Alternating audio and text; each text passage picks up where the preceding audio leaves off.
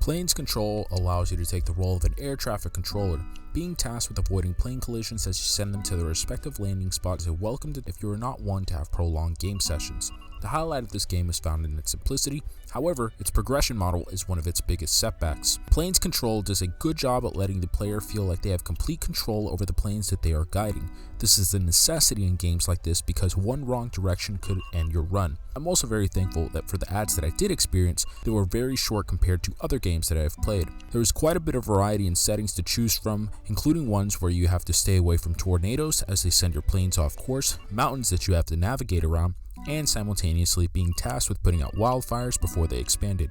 Needless to say, if you commit to the experience, the game offers enough variation for those that are enthusiasts of games like these. Sticking around, however, seems to be a larger issue, at least for me. One of the biggest is that the number of planes that you have to land before you unlock a new level exponentially increases, serving as a deterrence for me wanting to continue. Nothing was more disheartening than knowing that I still had almost 3,000 planes to land before I was able to have the full game experience. There was also a parallel progression track called Time Machine, which has you manage the airspace of certain time periods and venues. This, in concept, seemed like a really enjoyable part of the game, but given that progression was completely separate from the classic mode, I was less inclined to commit a significant amount of time to it. I wish that these two systems would have blended together, having less empty space between the unlocks and allowing the user to experience a different aesthetic of the game.